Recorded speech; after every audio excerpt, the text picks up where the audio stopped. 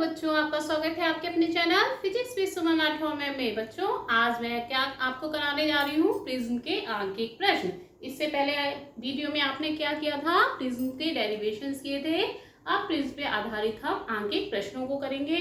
इससे जो है 3 या 4 मार्क्स का क्वेश्चन आपका पक्का हो जाएगा बोर्ड एग्जाम में, चाहे वो 10th क्लास के बच्चे हों चाहे 12th क्लास के बच्चे हों, दोनों ही के लिए ये न्यूमेरिकल्स बहुत ही इंपॉर्टेंट है। तो देखिए, स्टार्ट करते हैं। पहला न्यूमेरिकल, एक प्रिज्म के पदार्थ का अपवर्तनांक दिया हुआ है, प्रिज्म कोण दिया है, अधिकतम विचलन कोण हमको ज्ञात करना है।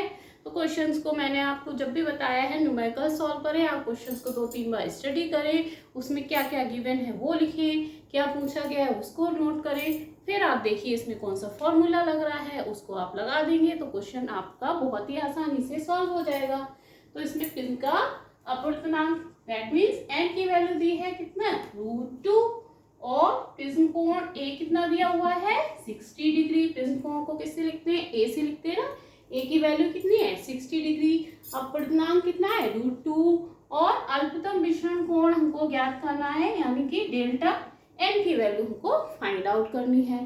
तो ये आपको फॉर्मूला पढ़ चुके हैं क्या, n is equal to prism का अपवर्तनांक, n is equal to sine, बोलिए a plus delta m upon 2 बटे साइन a अपॉन 2।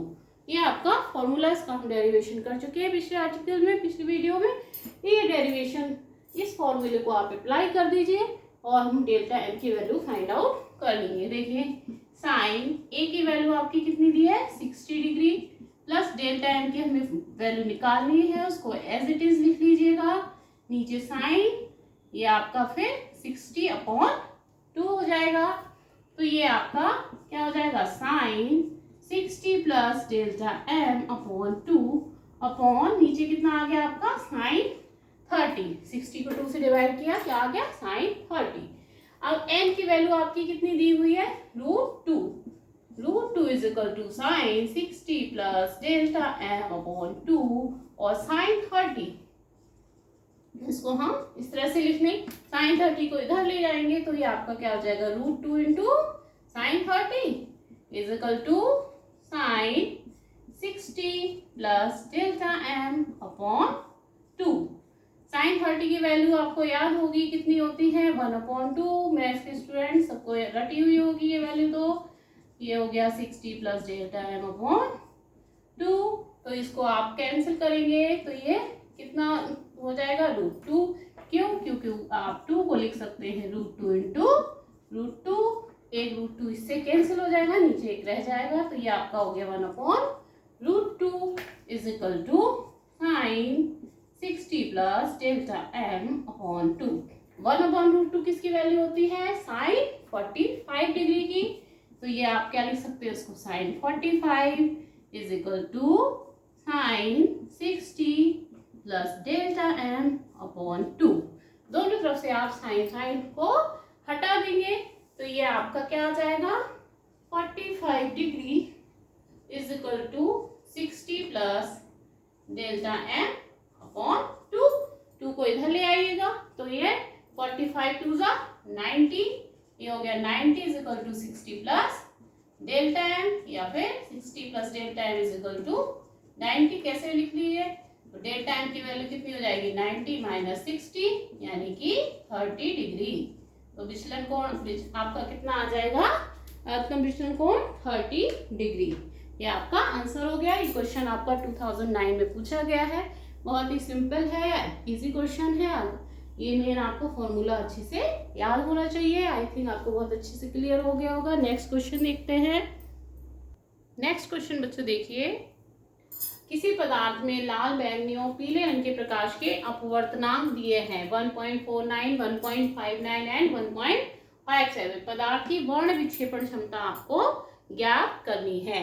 ठीक है, तो इसमें आपको क्या क्या दिया हुआ है, लाल रंग का प्रकाश यानी कि NR है ना, उसका अपवर्तनांक कितना दिया है, 1.49।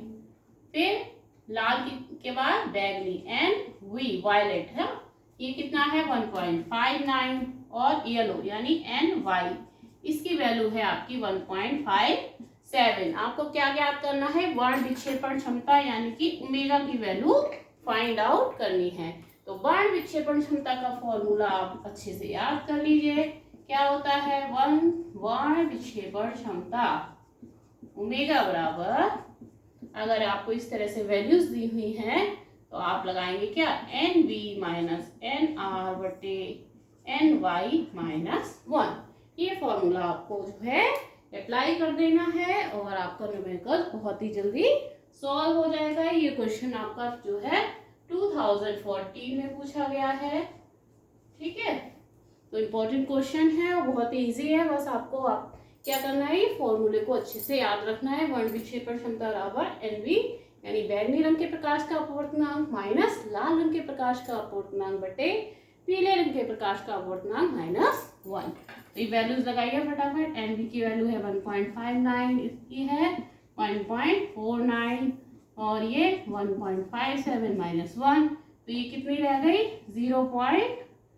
0.109 में से 9 गया 0, 5 में से 4 गया 1, 1 में से 1 गया 0, अपॉन में ये 1 माइनस हो जाएगा तो कितना रह जाएगा 1.57 पॉइंट से ये पॉइंट कट गया 10/57। 57 को आप 10 से डिवाइड कर देंगे तो ये आपका आ जाएगा 0.175। इसको डिवाइड करके देख लीजिएगा तो ये आपकी क्या आ जाएगी, वर्ण विक्षेपण क्षमता। ठीक है, क्लियर हो गया।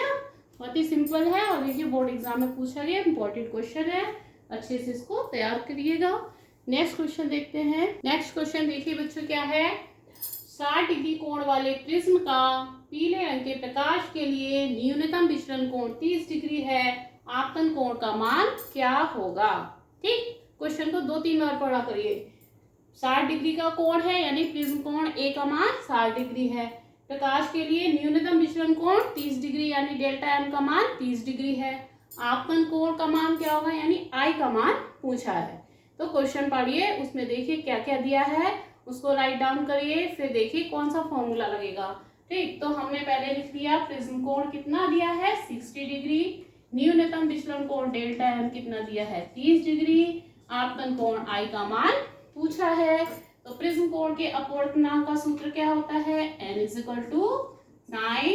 a plus delta M upon 2 बटे कितना sin a बटे 2। तो ये आपका सूत्र आपको ध्यान आया, स्नेल का नियम क्या होता है, n = sin i upon sin r।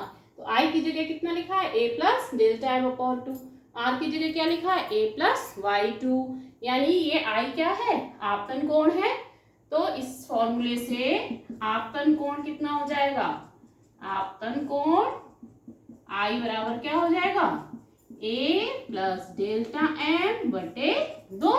ठीक, a का मान कितना है 60 डिग्री, डेल्टा एम का मान कितना है 30 डिग्री अपॉन 2, ये कितना हो जाएगा 90/2 यानी कि 45 डिग्री, यानी आपतन कोण का मान आपका कितना हो जाएगा 45 डिग्री। ये आपका आंसर आ गया।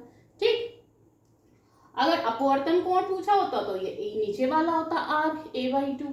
ठीक, उसका मान इससे निकाल लेते। ठीक, तो ये आपका मेन फॉर्मूला ये है, इसको अच्छे से याद कर लीजिएगा। और वर्ण विक्षेपण क्षमता वाला फॉर्मूला है, ये 2-3 फॉर्मूले इस चैप्टर के हैं, उनको आप अच्छे से तैयार कर लीजिएगा, उन्हीं पे बेस न्यूमेरिकल्स आते हैं। ठीक, और न्यूमेरिकल्स मैं नेक्स्ट वीडियो में बताऊंगी, इनको आप अच्छे से तैयार कर लीजिए, जिससे आपके बोर्ड में 4-5 नंबर का क्वेश्चन जो भी आएगा वो पक्का है। ठीक है, और इसी तरह से और क्वेश्चन ट्राई कीजिएगा। अगर कोई डाउट हो तो आप हमें कमेंट करके पूछ सकते हैं। चैनल पे नए हैं अगर आप, तो चैनल को सब्सक्राइब कर लीजिएगा, जिससे आपको क्लास 12 की बोर्ड की तैयारी जो है आपकी होती रहेगी और जो है हम जो वीडियो डालेंगे वो आप तक पहुंच जाएगी। Thank you.